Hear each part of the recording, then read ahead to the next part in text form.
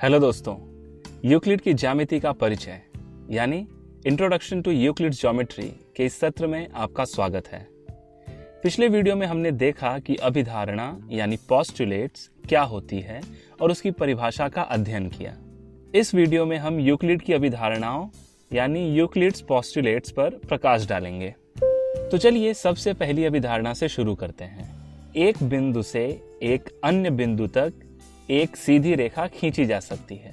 दोस्तों, चलिए हम एक बिंदु से शुरू करते हैं और देखते हैं कि एक बिंदु से होकर जाने वाली हम कितनी रेखाएं खींच सकते हैं। हम ऐसी अनगिनत रेखाएं खींच सकते हैं। अब यही प्रक्रिया हम दो बिंदुओं को लेकर करेंगे, यानी अब हम ऐसी रेखाएं खींचेंगे जो इन बिंदुओं से होकर गुजरती हो। अब बताइए हम ऐसी कितनी रेखाएं खींच सकते हैं। दो बिंदुओं से होकर केवल और केवल एक ही सीधी रेखा खींची जा सकती है, और अगर हम कोई और सीधी रेखा खींचने की कोशिश भी करें तो वह संभव नहीं है। अगर हमने खींची भी तो वह सीधी रेखा नहीं बल्कि वक्र यानी कर्व होगा।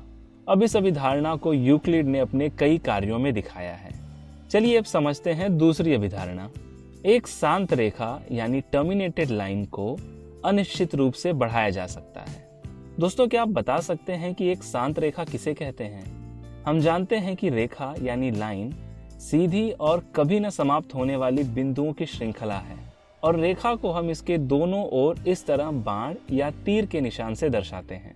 और वहीं रेखा का एक भाग जिसके दोनों ओर कोई निशान या प्रतीक नहीं होता, जो बिंदु पर ही समाप्त होती हो, उसे हम रेखाखंड यानी लाइन सेगमेंट कहते हैं। और इसी रेखाखंड को पहले शांत रेखा के नाम से जाना जाता था। यूक्लिड की अभिधारणा के अनुसार किसी रेखाखंड को अनिश्चित रूप से बढ़ाया जा सकता है, यानी इसे छोटे रेखाखंड से बड़े रेखाखंड या ऐसे ही बढ़ाते रहने से रेखा के रूप में देखा जा सकता है, यानी एक छोटे से रेखाखंड को रेखा में बदला जा सकता है। तीसरी अभिधारणा रेखा से हटकर वृत्त की ओर बढ़ती है। तीसरी अभिधारणा के अनुसार किसी को केंद्र मानकर किसी त्रिज्या से एक वृत्त खींचा जा सकता है। यह अभिधारणा एकदम सीधे सीधे कहती है कि किसी को भी केंद्र यानी सेंटर मानकर अगर हम त्रिज्या यानी रेडियस लें तो हम वृत्त खींच या बना सकते हैं। दोस्तों, आप इस अभिधारणा को ध्यान में रखते हुए एक पेपर पर प्रकार की सहायता से वृत्त बनाएं। आप देख पाएंगे कि हम अनगिनत वृत्त बना सकते हैं। बढ़ते हैं अगली अभिधारणा की ओर। सभी समकोण एक दूसरे के बराबर होते हैं।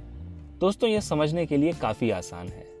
समकोण का माप 90 अंश होता है, तो अगर यह कोण दो भुजाओं या रेखाओं से बनी हुई हैं या किसी त्रिभुज के अंदर होंगी, वह 90 अंश ही है। इसीलिए यूक्लिड ने कहा कि सभी समकोण एक दूसरे के बराबर होते हैं। दोस्तों, अगली अभिधारणा समझने के लिए हमें अपना ध्यान थोड़ा और बढ़ाना होगा। यह है वह अभिधारणा। चलिए इसे समझने की कोशिश करते हैं।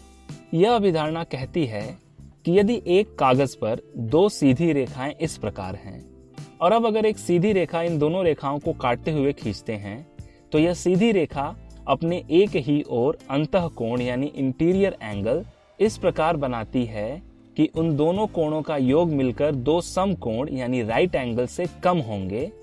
तो अगर हम दोनों रेखाओं को अनिश्चित रूप से बढ़ाएं तो वह आगे चलकर एक दूसरे से मिलेंगी। तो दोस्तों, यह है यूक्लिड द्वारा दी गई 5 अभिधारणाएं। इस सत्र में बस इतना ही। आज हमने यूक्लिड की अभिधारणाओं के बारे में सीखा। मिलते हैं अगले वीडियो में। धन्यवाद।